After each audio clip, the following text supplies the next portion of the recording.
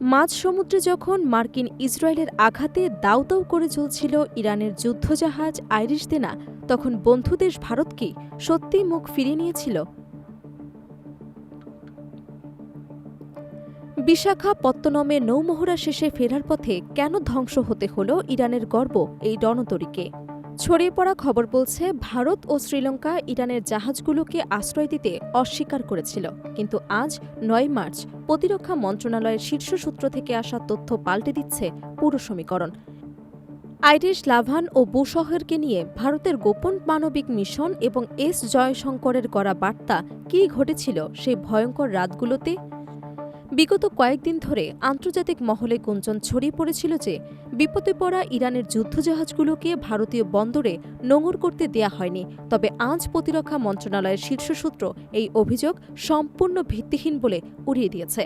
জানা গেছে, বিশাখাপত্তনমে বহুদেশীয় নৌমহড়ায় অংশ নিয়েছিল ইরানের ৩টি জাহাজ দেনা, লাভান এবং বুশেহর। মহড়া শেষে গত ২৫ ও ২৬ ফেব্রুয়ারি জাহাজগুলো ইরানের উদ্দেশ্যে রওনা দেয়, কিন্তু পথে শুরু হয় বিপর্যয়। ভারত মহাসাগরে ফেরার সময় যখন আমেরিকা ও ইসরায়েল ইরানের নৌঘাঁটিতে হামলা শুরু করে, তখন ইরান জরুরি ভিত্তিতে ভারতের কাছে আশ্রয়ের অনুরোধ জানায়। প্রতিরক্ষা মন্ত্রণালয় জানিয়েছে, ভারত তৎক্ষণাৎ সবুজ সংকেত দিলেও জাহাজগুলো ততক্ষণে ভারতীয় জলসীমা ছাড়িয়ে অনেক গভীরে চলে গিয়েছিল, ফলে তাদের ফিরে আসা সম্ভব ছিল না। সবচেয়ে মর্মান্তিক ঘটনাটি ঘটে গত ৪ মার্চ ভোররাতে। শ্রীলঙ্কা উপকূলের কাছে ইরানের শক্তিশালী যুদ্ধজাহাজ আইরিশ দেনা মার্কিন ও ইসরায়েলি হামলার শিকার হয়। জাহাজটি থেকে কলম্বোর মেরিটাইম রেস্কিউ কোঅর্ডিনেশন সেন্টারে বিপদ সংকেত পাঠানোর পরপরই ভারতীয় নৌবাহিনী উদ্ধার কাজে ঝাঁপিয়ে পড়ে।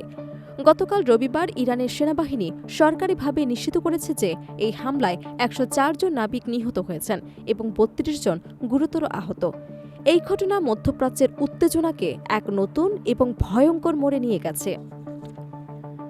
অভিযোগ থাকলেও ভারত কিন্তু মানবিকতার হাত বাড়িয়ে দিতে পিছুপা হয়নি। ইরানের অনুরোধে সাড়া দিয়ে গত ১ মার্চ যান্ত্রিক ত্রুটি দেখা দেওয়া আইরিশ লাভানকে কোচি বন্দরের নোঙরের অনুমতি দেয় ভারত।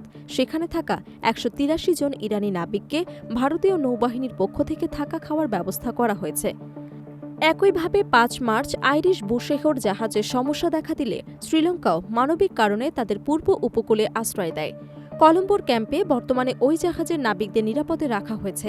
ভারতের পররাষ্ট্রমন্ত্রী এস জয়শঙ্কর শনিবার স্পষ্ট করে দিয়েছেন যে মানবিকতার খাতিরে বিপদে পড়া ইরানি নাবিকদের আশ্রয় দিয়ে ভারত সঠিক কাজই করেছে।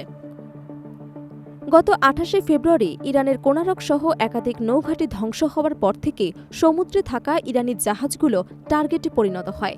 যদিও আমেরিকা ও ইসরায়েলের হামলার আগে ভারত বাড়তি সময় নোঙর করার অনুমতি দেয়নি, কিন্তু যুদ্ধের ভয়াবহতা শুরু হবার পর ভারত ও শ্রীলঙ্কা উভয় দেশই আন্তর্জাতিক নৌ আইন ও মানবিকতাকে প্রাধান্য দিয়েছে। ভারতের এই অবস্থান ওয়াশিংটনের সাথে সম্পর্কের ক্ষেত্রে কোনো টানাপোড়েন তৈরি করবে কিনা তা নিয়ে এখন চুলচেরা বিশ্লেষণ চলছে। তবে দিল্লির বার্তা পরিষ্কার, বিপদে পড়া নাবিকদের জীবন বাঁচানোই বর্তমানে ভারতের অগ্রাধিকার।